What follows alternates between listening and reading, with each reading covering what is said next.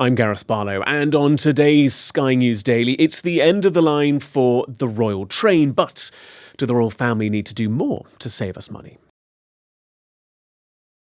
The royal train. Did you even know the royal family had one? Well, they do, but today the palace have announced it's being decommissioned as part of a cost-saving measure. The sovereign grant, the public funding for the running of the costs of the monarchy this year, comes in at a remarkable £86.3 million. In that, 141 helicopter trips taken last year at almost £475,000 and 55 private charter flights costing almost £600,000 too. The figures have certainly raised a few eyebrows, especially being published on the very day the government is voting on welfare cuts during a cost of living crisis. We'll have more on that later with the former Lib Dem MP Norman Baker. But first, our royal correspondent Rhiannon Mills is here.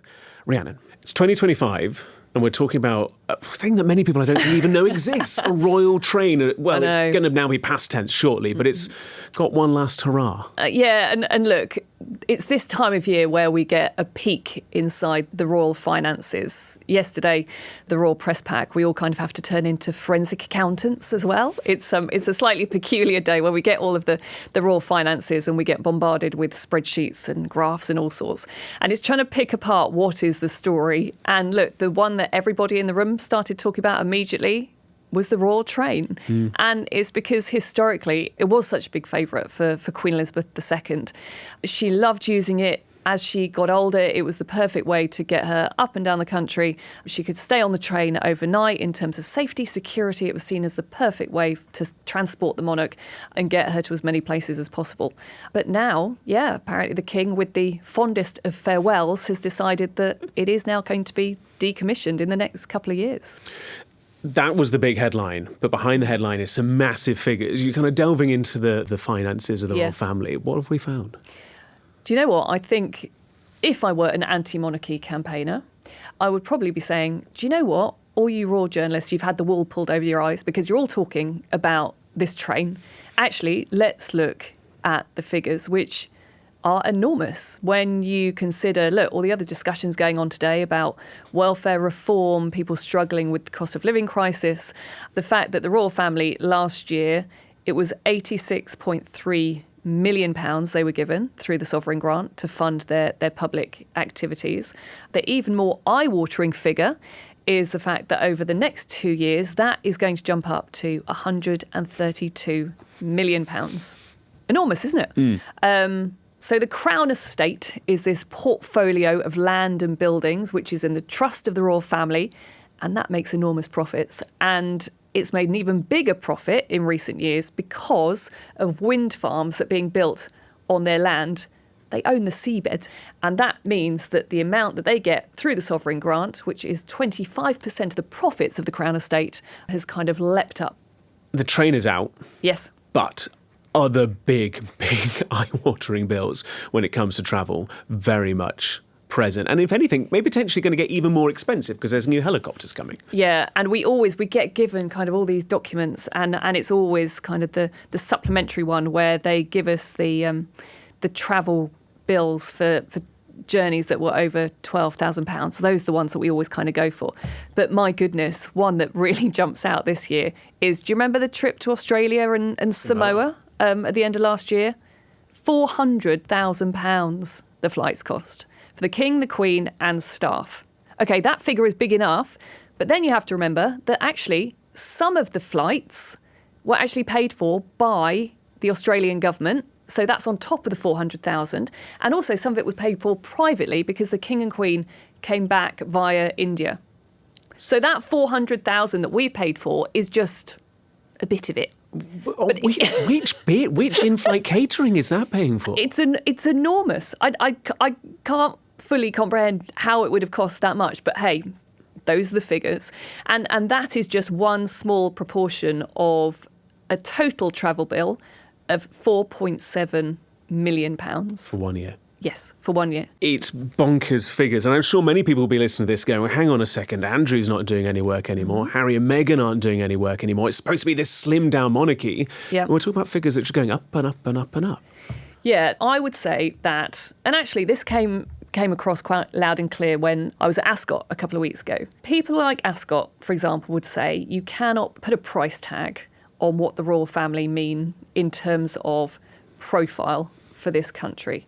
And actually the keeper of the Privy Purse kind of in quite an interesting quote said yesterday, and I think this is really telling, I have at the back of my mind a global perception survey conducted shortly before the period to which this sovereign grant report relates, which found that the monarchy is the single biggest influence on perceptions of the UK among international audiences, and the single biggest unprompted topic that other nations have seen or heard about the UK, ahead of sport, politics, culture, and the economy. Let no one say that the work of the royal family goes unseen, unheard, or unnoticed. So ultimately that would be their argument. But again, anti-monarchy campaigners would say, well, actually, where's the kind of real proof of this influence that they have abroad? And ultimately, do they need to cost this much money? And that will be the thing for members of the public. They'll go, what else is in it for me? Where's the value for the ordinary member of the public? Certainly from the palace side, they will say that, look, this money, yes, some of it will go towards the refurbishment work for Buckingham Palace. Some of it will also go towards other heritage building projects. And they would argue that they are making sure that they are kept kind of up to date, that they are refurbished, that they kind of tick off all the health and safety kind of fire regs and things like that. And they're doing that for the nation to make sure that these buildings are still standing in decades to come. If that money didn't come from the sovereign grant, then we'd have to pay for it in other ways of taxation. But many would argue those buildings are not open to you and I most of the year, and therefore I'm not entirely sure that their argument would wash with some people. So we've learned that the train's out, profits are up, but the one thing we haven't really learned to the same degree is what's happening for Prince William. So Prince William has the Duchy of Cornwall. So this, again, is another portfolio of land and buildings which funds the heir to the throne. And he inherited that when his father became king. He basically takes the profits from the Duchy of Cornwall to fund his private life, some of his public work with the Princess of Wales and their children as well. Now, last year, we found out that he took £22 million from the duchy. There was a bit of a row because we said, well, how much tax is he paying? Because his father, when he was Prince of Wales, did used to declare his tax. He didn't have to, but he did because he wanted to be transparent. Prince William last year, we were told, well, we're not going to tell you how much tax he's paying. This year, they kind of took a bit of a different tack in saying, well, he pays the highest form of tax. Still no financial number on it. Rhiannon, thank you. We'll be back actually with you in a bit. But as you mentioned, there are people who argue the royals aren't a good deal for taxpayers. One of them is Norman Baker. It's a name that might be familiar. He was a Liberal Democrat MP, also the author of And What Do You Do? What the royal family don't want you to know, and believes that the royal family are, well, a waste of money. Our royal family is extraordinarily expensive, at least 10 times the cost of any other monarchy in Europe. And the cost has been ballooning over the last 15 years. You've described the royal family's finances as utter hogwash. It's quite the statement. What's it all about? You have to remember the civil list, which was the old system, provided the royal family was 7.9 million in 2011. The amount of money coming this year is 132 million. And on top of that, you have the exemption from taxation, which are unique to the royal family. You have the money from the Duchy of Cornwall, Duchy of Lancaster, which in my view should go to the Treasury, but instead is taken by the King and by Prince William. You've got the exemption from corporation tax, capital gains tax on the duchies. You've got the enormous cost of security, often to protect people in the royal family no one's even heard of.